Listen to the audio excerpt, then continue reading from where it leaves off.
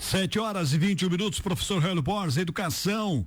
Câmara aprova mudanças no novo ensino médio. Detalhe para o nosso ouvinte que mudanças são essas e se serão benéficas para a educação brasileira, professor Hélio Borges. Ô Flávio, olha, na verdade eu vou ser bem franco contigo, né? O estudante do ensino médio brasileiro hoje, ele tá que nem ioiô. Uma hora vai para cá, outra hora vai para lá, mais perdido do que tudo, por uma questão muito simples, né? Os nossos governantes, eles não se entendem. Foi aprovada uma reforma no ano de 2017 que mudou completamente a formulação do ensino médio no Brasil. As editoras, os sistemas de ensino, o pessoal que trabalha com livro didático fez toda uma reestruturação dos seus volumes, toda uma construção de um material novo, e o que parecia que essa reforma vingaria.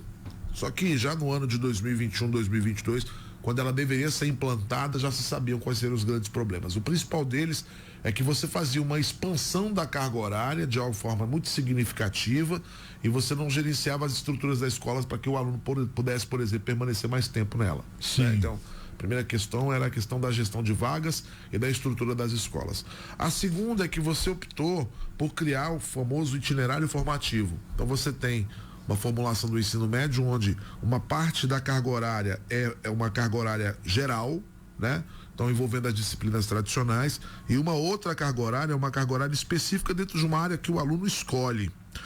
E você criou essas sub-áreas, mas você também não preparou o professor, não preparou as escolas, não preparou os sistemas de ensino para que fizesse essa mudança. Então, o ano de 2021, o ano de 2022, que deveria ser um ano de adequações, foi um ano de muita aprendizagem, porque efetivamente você estava na instalação de um novo processo, de um novo projeto.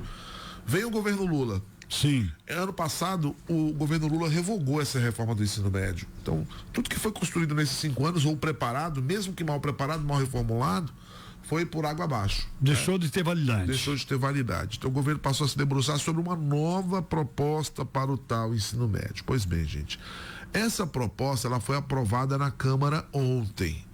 E ela não mudou muito a perspectiva da formatação do novo ensino médio. Então vai ter realmente uma área que é a formação geral básica e outra área que é os itinerários formativos. Porém, mexeu-se nisso.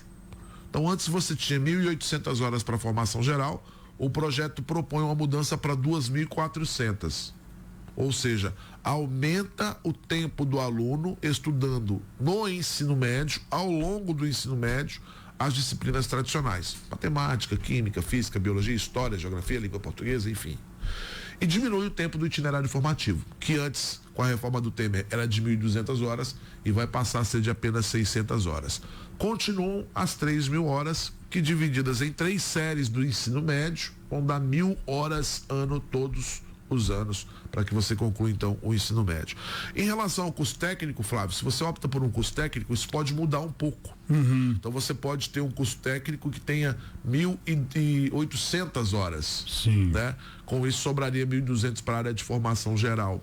Então há essa perspectiva para que haja uma introdução de uma forma mais forte do ensino técnico no Brasil, com uma carga horária que supera a carga horária da formação geral básica.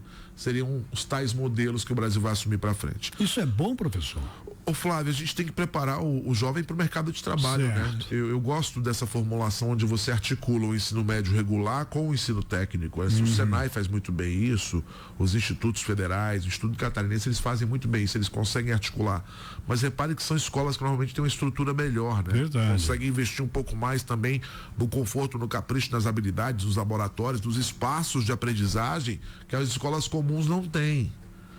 Então é boa a reforma do ensino médio, ela cria uma formatação ideológica que vai dar de alguma forma uma dimensão para que o cidadão possa ter um espaço dentro do mercado de trabalho, ter uma formação quando conclui o ensino médio, mas ao mesmo tempo ainda preocupa a precariedade das escolas brasileiras para receber esse aluno por mais tempo e também a adequação do próprio professor a essa nova cartilha, né? Eles vão acabar, ou estão acabando com o professor de notório saber, que foi uma criação do Michel Temer, muito embora esteja lá na LDB, essa possibilidade. Então, mas para casos muito específicos, o notório saber é aquele cara que ele não tem uma formação de licenciatura, ele não está em sala de aula, mas ele é uma referência em determinado assunto, pode, por exemplo, trabalhar dando aulas também. Então, esse notório saber, ele está previsto na LDB, mas para situações muito específicas. E o Temer ampliou isso na reforma de 2017. Essa reforma que foi aprovada ontem na Câmara, ela retira novamente o notório saber. E ela inclui alunos de escola agrícola também no famoso Pé de Meia, que é um novo programa do governo federal que vai criar uma poupança para o aluno carente das escolas de ensino médio no Brasil. Esse aluno tem um valor por ano, ao final do terceiro ano tem um valor um pouco maior, e quando conclui o ensino médio, ele consegue ter uma poupança ali com um valor específico, caso ele realmente conclua o ensino médio com os critérios que foram estabelecidos. Então, é uma boa reforma, não é o ideal. O ideal era que, obviamente, isso fosse muito mais discutido pelas universidades, pelas escolas, pelas entidades de classe, pelos professores.